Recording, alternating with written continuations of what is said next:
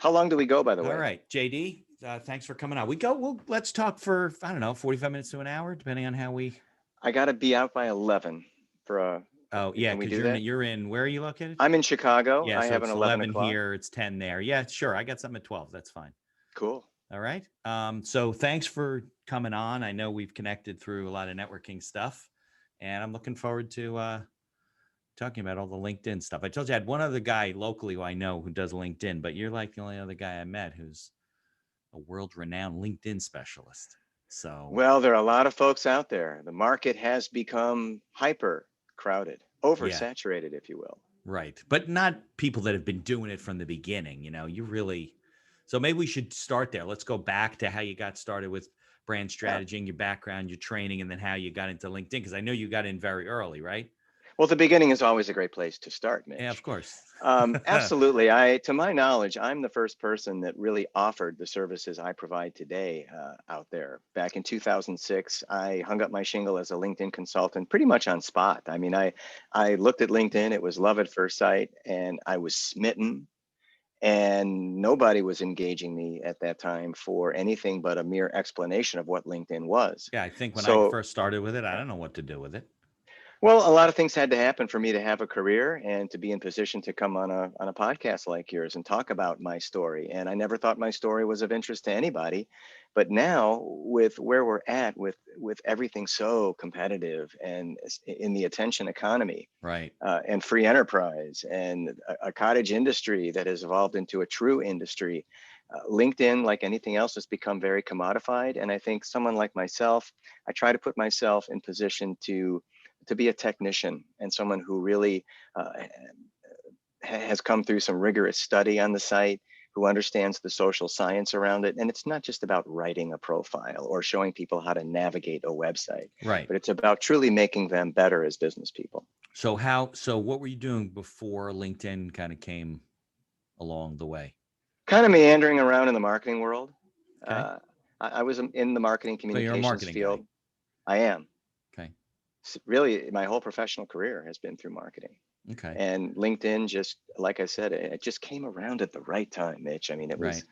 it was tailor made for me. I mean, the way that I'm hardwired, I loved it immediately. Right. But you would be diving in, like you said, into a platform that Mm. you thought would be real good, but a lot of stuff has come about now that make you a valuable commodity and a person that can help people with it. But in those days, it was just getting started. Like you didn't know if it would take off, and you might put in all this time and knowledge and expertise for something that fizzled out, right? I mean, there had been other things that fizzled out.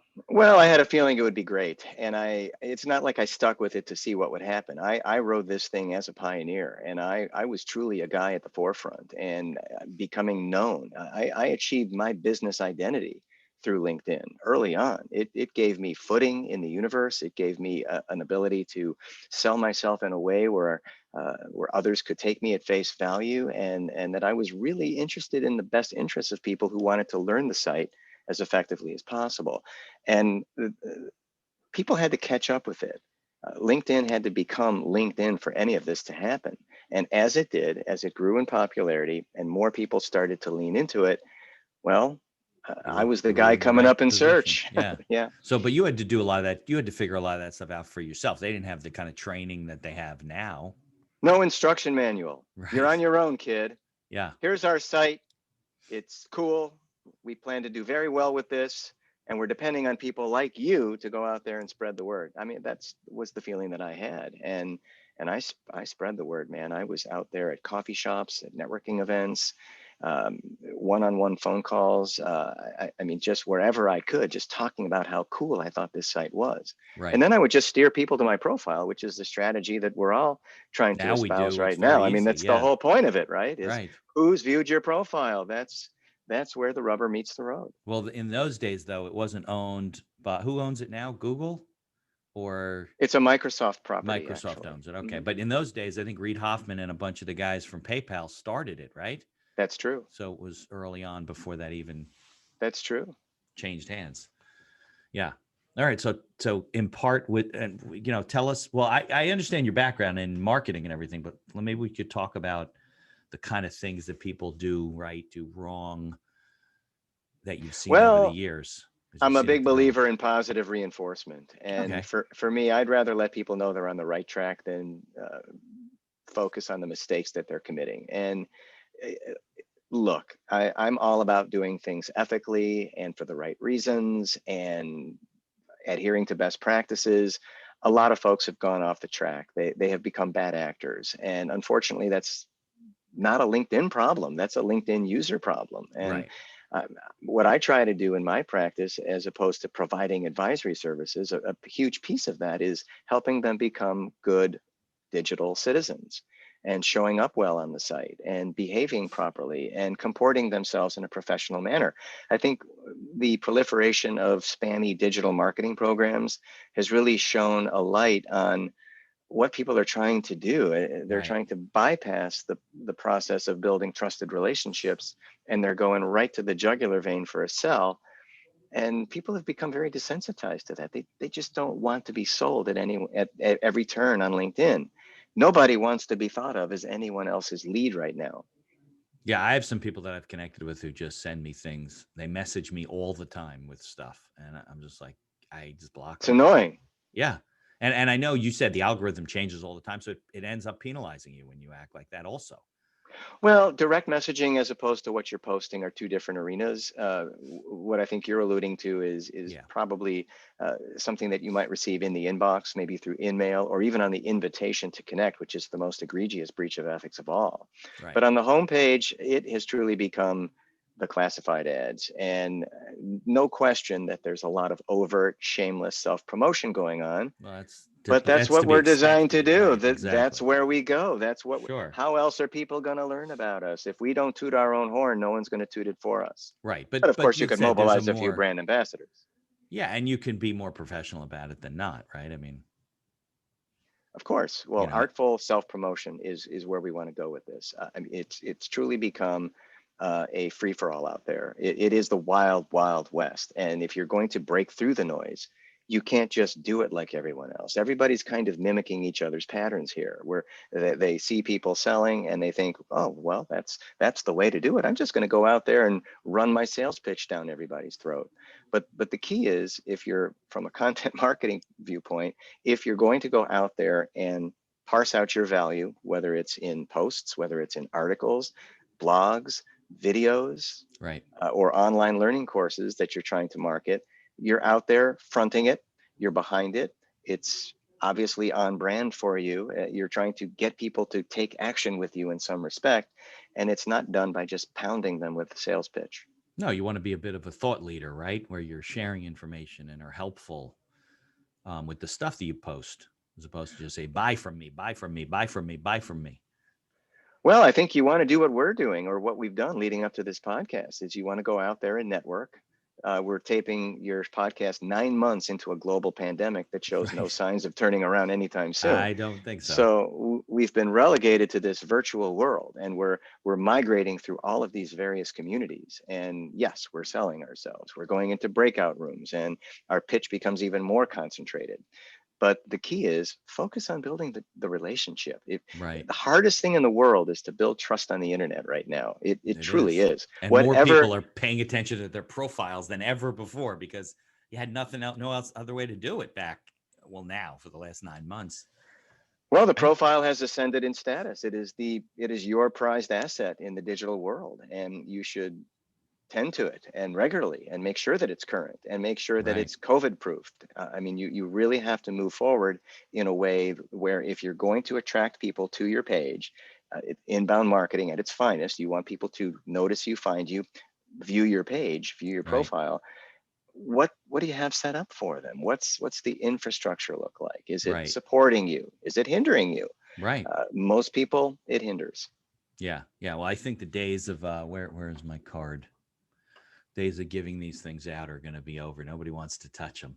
It is I becoming literally was in a extinct. meeting and I handed the guy my card and he like looked at me and I go, it's all right. It's free. It's clear. Oh, okay. Like you think about that stuff differently than you used to. So the online, it's safe, you know, and you Yes. do. But you're right. I constantly change my tagline because I learned this or I read this or you tell me something or whatever, and you're constantly like I mean, I guess there's really no, your profile is really like a living, breathing thing, right? So you probably shouldn't just set it and forget it. It's not, it does get stale, right? You do have to update it. Is that true? It should pace in real time change with what you're accomplishing in the world or with initiatives that you're launching, obviously, because people come to your profile at different times. And if you're making reference to 25 years of expertise or 3 decades of broad based experience, I mean, 3 decades starting when, ending when? Right. So I think no references up to time should be made in a profile. You're who you are right now. You did this, you're merging it with your present value with an eye toward the future. And that's what good LinkedIn profile writing is, truly, Mitch. It's a merge of present with an eye on the past and an eye toward the future. That's a good point because I bet you my profile says something like I have 28 years of experience, but that's going to be out of date as time goes on. Yeah, well, when did the meter start running on those 28 years? But at the same time, Yeah. people are changing. And what we've seen truly in the COVID-19 age is it can change on a whim. And that profile is a real-time reflection of who you are in business right now. Not who you were, not technically what you're doing right now, but what you intend to do, what's driving you forward. And I've intimated at that in my own profile. I want to be there when the recovery of the pandemic is progressing. Right now, it's just a hint of recovery right now. Flare We're, ups. we're We're speaking at a going time where back. there's no vaccine. And now what we have to do is make sure that all of this activity that we're carrying out during the pandemic can lead to something during the recovery. All right, so why don't we do this? Since this is an entrepreneurs podcast, right? We get a lot of business owners, startups, or business owners that really haven't paid much attention to their online footprint or whatever. And you can weave in stories as we're talking and things, anecdotes. But maybe we could talk about, okay, if you're new to LinkedIn or you set up a profile 6 years ago and didn't do anything with it because you didn't know what to do, what are some of the things that you recommend to people to start to, you know, open up the flower, so to speak, to make it more of a welcoming type of a profile, right? Is that the best way to say it? Well, I think we're talking about how do you optimize your LinkedIn Optimize is presence. a good word. Yeah, Yeah. and that starts at the level of the profile. So, and there's any number of mind-numbing tutorials out there that can teach you something like that. Right. Maybe But we could put a couple truthfully, of links in the show notes too. oh, I don't know. But they're tutorials from people who are other than me, so you No, probably no, wouldn't want to we don't want to do cannibalize that. my efforts. Right. No, we don't want to do So, that. but I think what people truly need to do at this point before they even go out there and discuss the profile with themselves is how do you reassess? How do you establish yourself right now in business? What do you want to be known for? What do you want to be known as? Are you more of a personal brand, or do you want to move the name of your company forward? Uh, Either way, recognition of a company is going to go through the LinkedIn profile of an individual. So Right. clearly, and if you're It's going all to tied, prospect, right? I can't have a business profile without having an individual if profile, if right? if you can't do the hunting until you do the farming. So you have to make sure that that garden has been planted and it's starting to, fertile growth. I mean, we all Right. want fertile growth, and it's a slow build. But obviously, there's a process I take my clients through where we kind of get to that level as to what we need to include on the profile, and think of it as each piece as a tile in a mosaic. So your accomplishments, your work history, what you're doing now, the services you provide. It may be a single service, maybe a couple of services, or perhaps a whole catalog of services. The markets that you try to capture, your ideal client profile, as is often said. So all Yeah, of I this is like that kind of term. tied in, Right. and you're trying to construct a story, a very compelling story. Hardest aspect of all is to compel people with it, Right. but also an impelling story, which moves people, motivates them to investigate you further. So I Right. use the LinkedIn profile as a hub, basically to get people from the point A to the point B with you. And that point B nowadays is typically a Zoom call. I think that's a good comment you made though, because that's not really a LinkedIn thing. That's more of a branding thing. I think people need to kind of figure out what they are and what they want to be. I mean, you go on these calls with people and they vomit all over everybody in the room. They don't want to miss anything. They want to say about everything that they do. We do this and we do that. We handle it. First of all, their 30-second elevator pitch becomes a 3.5-minute dissertation and everybody's eyes are rolling up in their head. Plus, you can't remember anything about this person. So I think people need to kind of focus. It's okay. Like, I take on a lot of legal work for a lot of things, but that doesn't mean I hold myself out that way. Hmm. I do a couple of things that I mentioned that I do, the kind of people I work with, the kind of business I'm looking for. That doesn't mean people don't call me and say, Mitch, you call me. Mitch, I have a friend in New Jersey and he owns this business, he has this problem. Can you help him? Hmm. Sure. But I think that's a big problem where people, they feel the need. It's like when you're giving a presentation, right? Because you've done them before and you've seen people give presentations. It's like people say too much, right? They talk too much. On this podcast, we can both talk. We have a lot to say, but when they're giving a presentation, it's like the next person to talk is going to lose the sale. You know what I mean? And they Well, do so that in they their say, yeah, profiles. Yeah, they do that in their elevator overselling. pitches. Oh my God. I was on a call recently and some of the people in the room were a little lengthy with their elevator pitch. So the woman who's running the meeting was like, well, what should we do for a topic in the future? And I wrote privately to her, maybe we want to get somebody in here who want to teach people how to do elevator pitches. Because I mean, some people just, they need an ideal client profile. They need to focus on, it's okay to be focused, right? Usually you There are a get lot better of people result in the that way, right? business. There are a lot of people in the business of helping people hone their elevator pitch. It's an art, and Definitely an art. you can always tell when it's not been practiced, or when it sounds too canned, or it sounds what I call chamber of commerce-y. It's just there's it's almost robotic. I Right. mean, I think the best elevator pitches, and I prefer to use the term value statements or Okay. unique propositions of I like value that. is another one. I mean, when you're Your giving USP, right? your 10, 15 seconds, 20 seconds, Yeah. whatever, sure, you should be able to incorporate a positioning statement with that as well. Let people know to a certain point why you do what you do, as well as the who you do it for piece. So a good solid pitch, for lack of a better term, is something that doesn't sound like a pitch. Right. But that takes practice because I Yes, it think what does. people do is they think like, oh, I can't sound like I'm reading something. So therefore they try and make it up off the top of their head every time. It comes out different every time they talk. They're all over the place. So I always tell people, listen, put it on a Google form or put it on your Word and have it next to you. And a couple of times later, you won't be looking at it so much, you know, if Yeah. you because you won't be consistent about what you do and you won't be concise about it. I've told people to just memorize it. I come Yeah, from an that's not so hard. It improvisational shouldn't be that comedy long, background. right? I come from an improvisational comedy background. So I'm Do telling you? people just memorize it, spit it out a few times in front of your word processor, and just look away and start to get into a cadence or a rhythm where it becomes second nature to you. Okay, so this is why podcasts are good because then we can talk about cool stuff. So tell me about your stand-up comedy career. No stand up. I'm not a stand up. Well, you're a writer? I took improvisational comedy at the Second Okay. City back at the time when it was cool to say that you could Wow. take That's Second City awesome. Improv. Yeah. And what I use applied improvisation in my business. So I believe in the ability to literally create or conjure something out of nothing in order to move a conversation forward. And improv it's not just about saying funny things. It's not about getting the laugh. The techniques and tactics used in improv could equip any salesperson, any I'm sure. executive, any Yeah. entrepreneur who is trying to sell a product, a service, or themselves, or drive their niche. So, what improv has taught me through the years is how to be present in the moment, how to extend conversations, and how to listen well.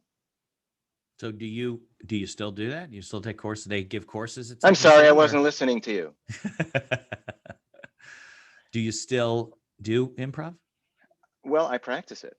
Second Yeah. City right now, like everything else, is closed off. There's no Right. Well, performance right. art at the Second City. So I did a show back at the campus in May of 2019, which is forming the basis of a broadcast initiative that I'm releasing in 2021. Nice. So I'm going to be doing a lot more with my training. The training, it wasn't something that I wanted to parlay into, say, a Saturday Night Live auction Right, or because they anything. get a I lot of mean, people from Second City, right? well, I gave up my dreams of that kind of thing a long time ago. I took it truly to up level my solo performance as a speaker, Yeah. as a facilitator, and just to be more, again, more inclusive in my communities, and uh, create good discussion, open good conversations, keep conversations in play. And I think that's the beauty of improv, is that we just keep listening, keep extending, keep communicating, and you get to areas that you otherwise weren't there to explore in the first place. Yeah, right.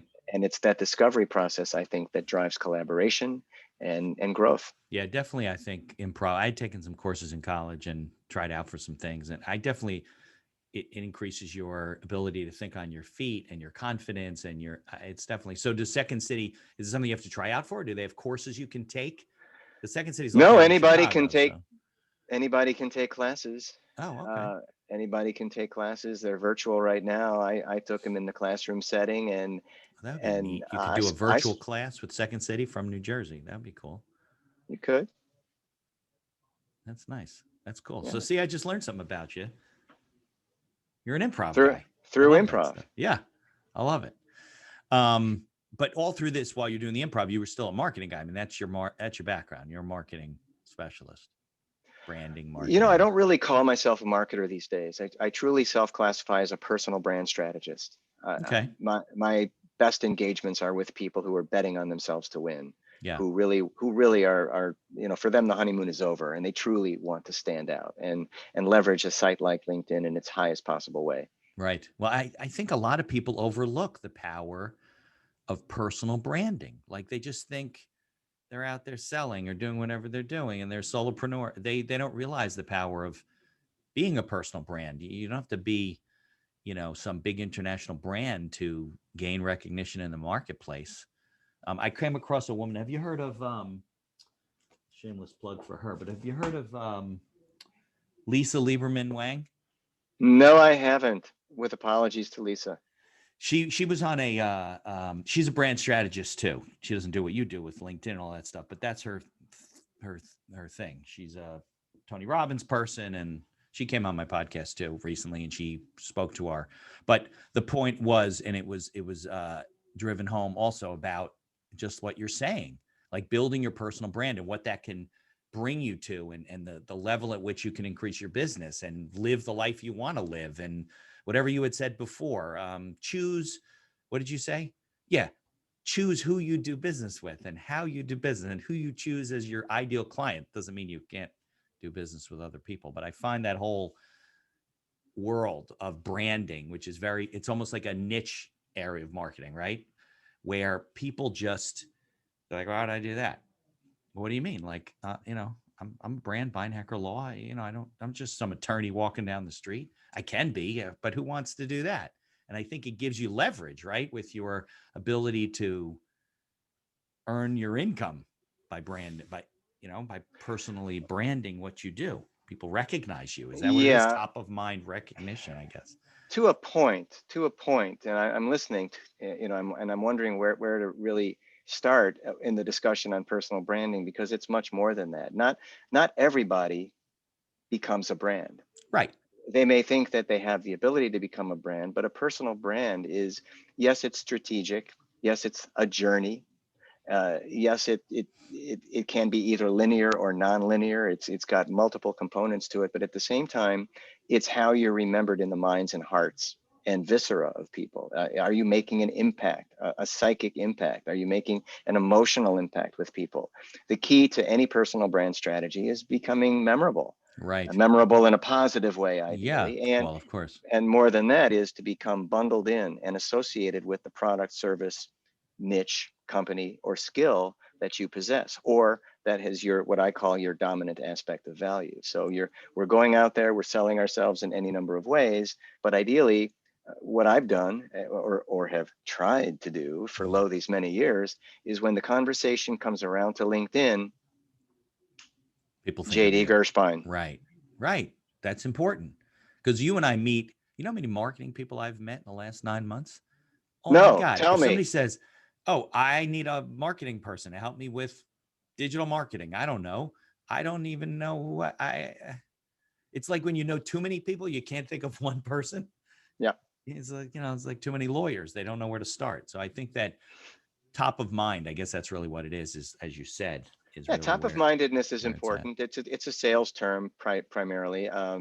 Keep top of mind. I mean, LinkedIn strategists are constantly talking about achieving top of mindedness through posts and running regular content on the homepage on a daily basis.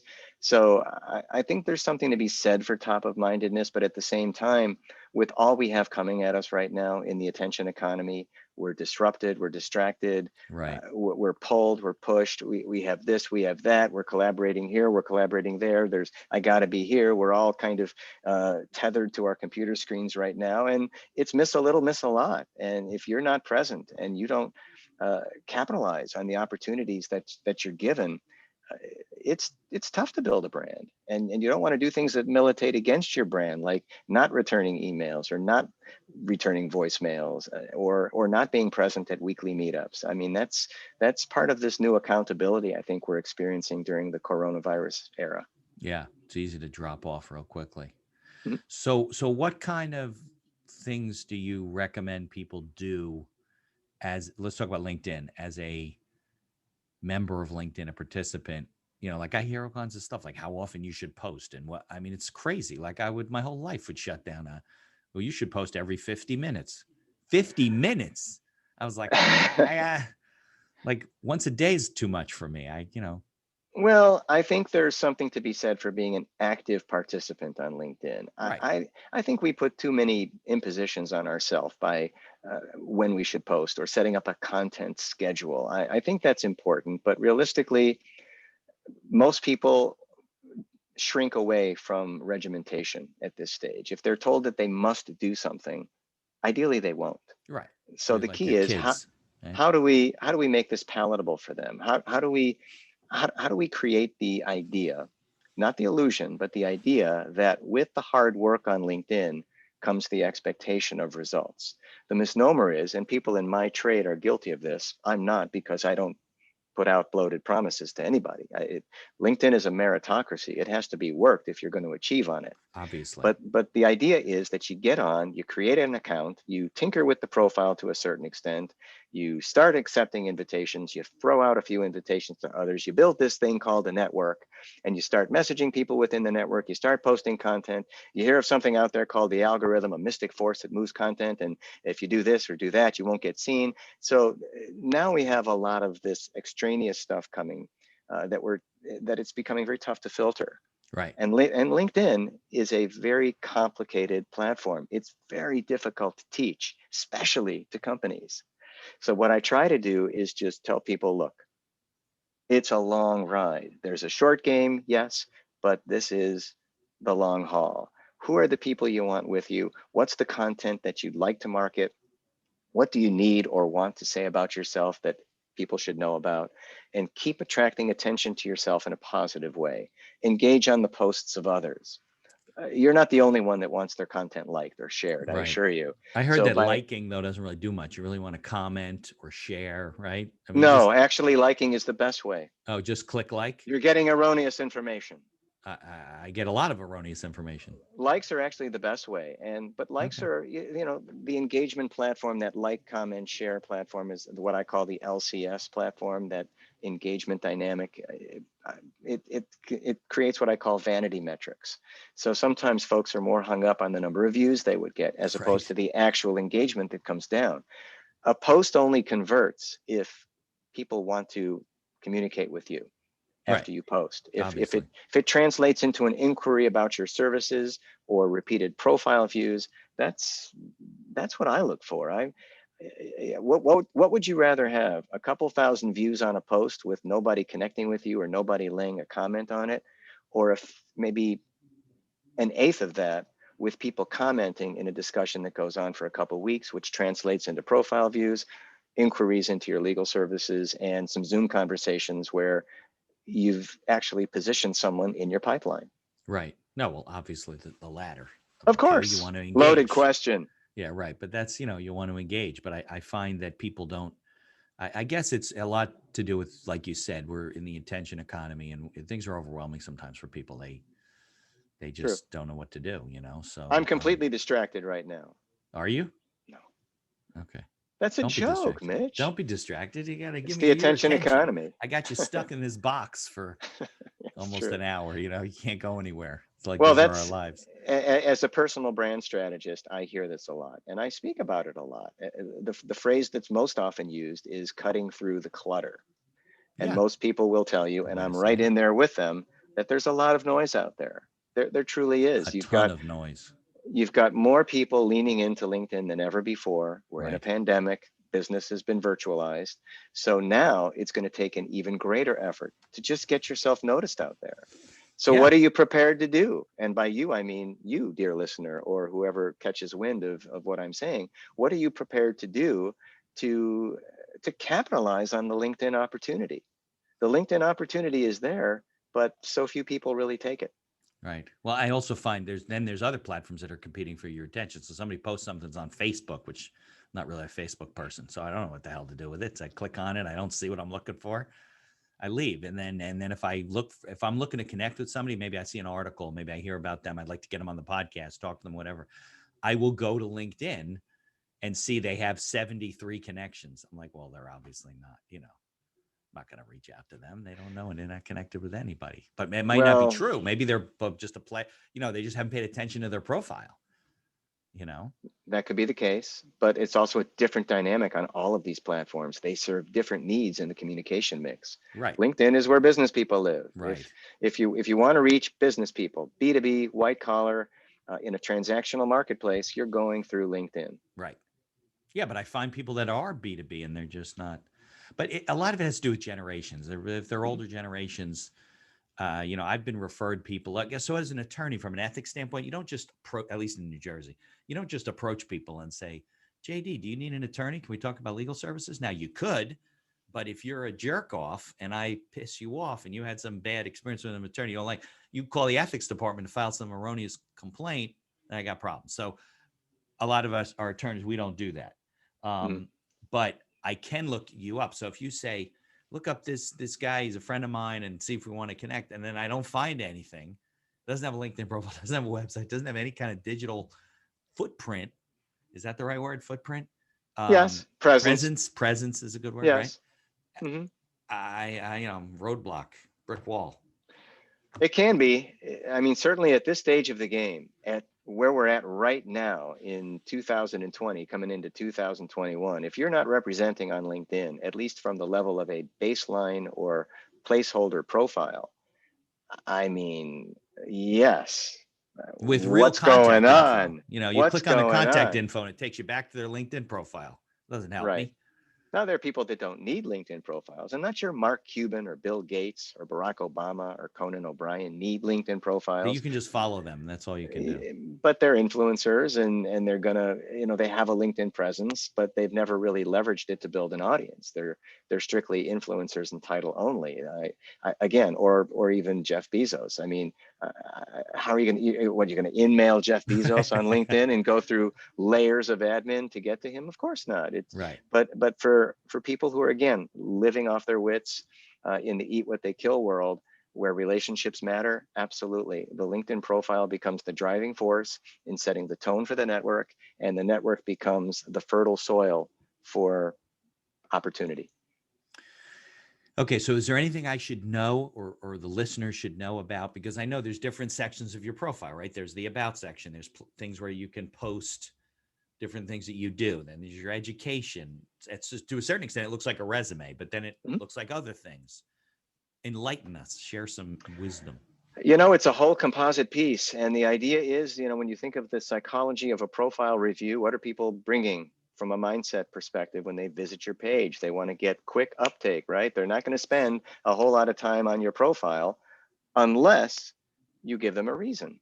So Okay, obviously good point. everything's got to come together. You've got to have the visual cues with the text cues. And we kind of, when you think of yourself the way you review profiles, you're on the site for maybe a few seconds and you've really absorbed a great deal of information.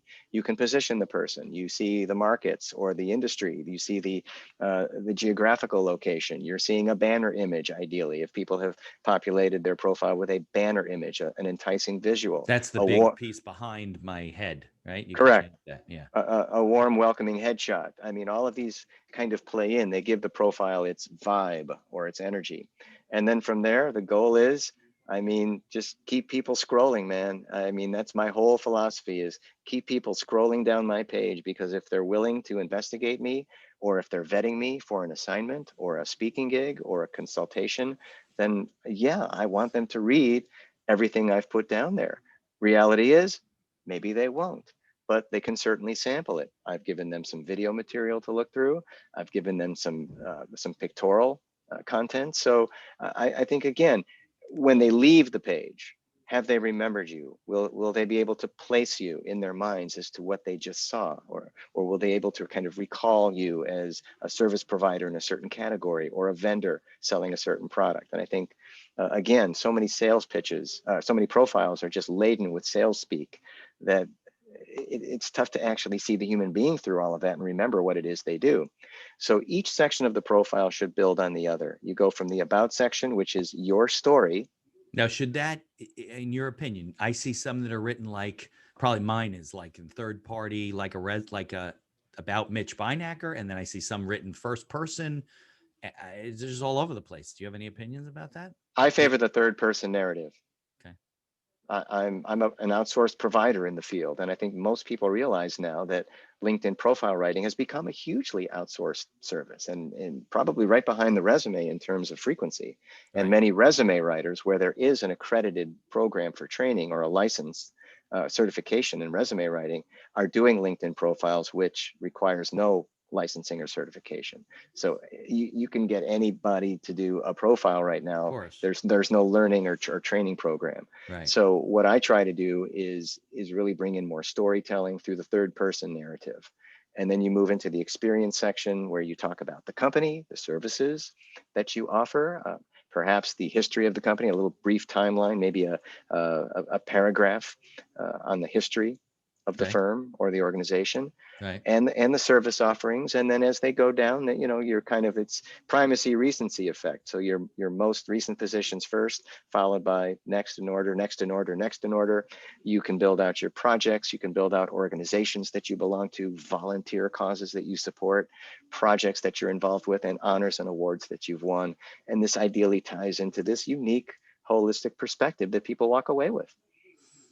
And all that stuff searchable, right? So if somebody does a Google search, the on a specific nonprofit organization, in theory, you might come up because it's on your profile. True.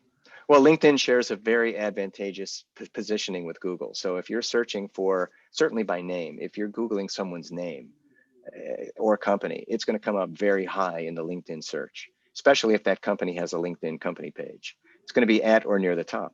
Right. Uh, Yeah. A lot of times I get the LinkedIn profile before I get their website.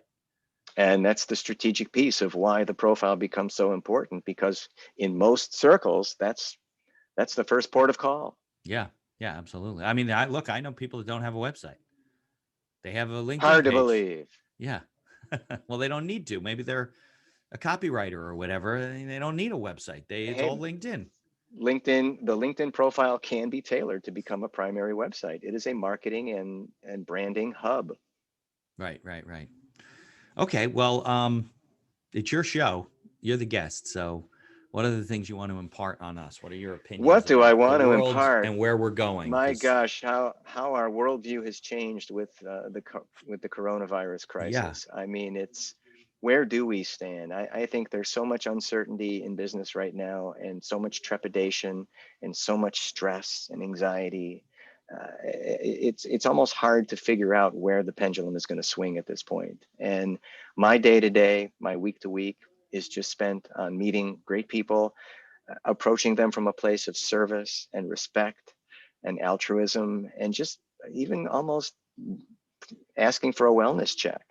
I mean, our Zoom calls right now should be less about transactions and more about transitions, and how we're kind of shaping this, and how we're negotiating and navigating this. And We're also in a very politically unstable climate with a new Right. president coming in January 2021. So Right. who knows how that's going to throw things off? Ideally, a lot of the things that we've been enduring will resolve, and we'll get on a path where we can lick the virus. I think that becomes the key piece here, is navigating this thing in a way where people can be people again, Right. People and are comfortable. the communal aspect of business. Yeah. So that's where people are really challenged right now, Mitch, is just finding that push pull between, should I sell?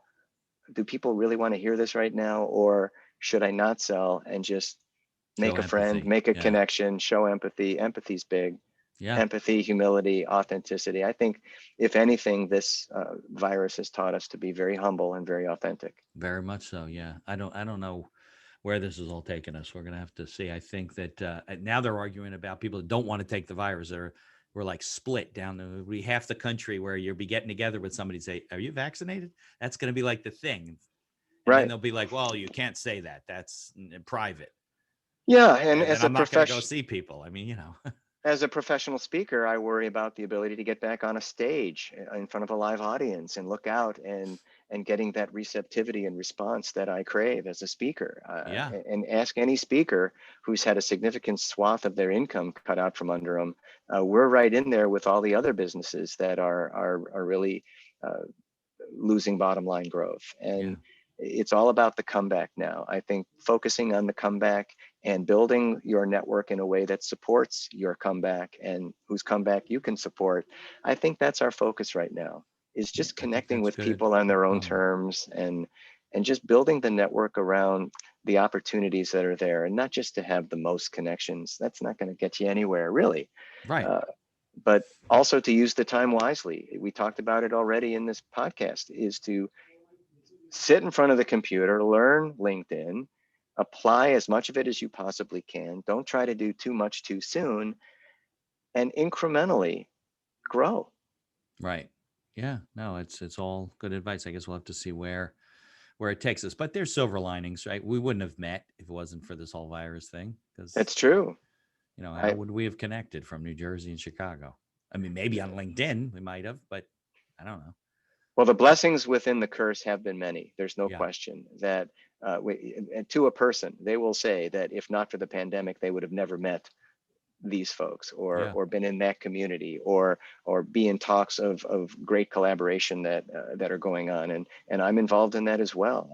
There's so much pandemic driven collaboration right now, that the roots of businesses, the founding fathers of new companies, met during the pandemic at a networking event. So I think that speaks to the power of the technology, which for so long was neglected or postponed. Right. Now people are using it. Now there's a necessity. And what's necessity the mother of? All that invention that's coming. You got it. Yeah. So how can people find you, interact with you, learn from you? Well, ideally, it shouldn't surprise anybody that I do run a LinkedIn account. Oh, you have a I'm out LinkedIn there. profile? I'm searchable under my name Okay. on LinkedIn. They can find me there. And from Okay. there, they can get me anywhere. They can, I would uh, assume Gershbein. There's not a lot of Gershbeins on LinkedIn. There might be some. I believe I'm the lone wolf out there with my Okay. name. Yeah. Yeah, There's other I've done. biohackers, believe it or not. They're probably related to Yeah, me if they are. yeah. Yeah. But I'm out there, and I've been a player in the LinkedIn sandbox for many, many years, and I keep learning everything. I'll leave you with this. I never self-declare as an expert or a guru or a maven or a Sherpa or a ninja or any of these other designer terms that people want to use for expertise. I feel that's in the eye of the perceiver, and I've courted thought leadership, and leadership. Really, I think thought leadership is leadership. And if you truly want to be known as a leader in whatever your field, you shouldn't self-declare. You should go out there and Speak for lead, itself, or right? thought lead by example. And that's all I've ever tried to do, is show people what's possible, give them my what I feel is an original and exemplary take on what I do, and let them make the decision. I'm not everybody's cup of tea. Nobody is everybody's cup of Well, tea. that's for sure. That's why you need to know who you want to do business with and who wants to do business with you. Mhm. And that's okay, right? I don't need everybody to. Totally. You couldn't do business with everybody. You don't have the time. Right. Exactly. Well, JD, I appreciate you coming on today. My and pleasure, sharing man. your thoughts. And we'll get this out, put some links in the show notes, Cool. and take it from there. Does it sound good? Is this where I say thanks for having me? You certainly can. Thanks for having me. I appreciate it.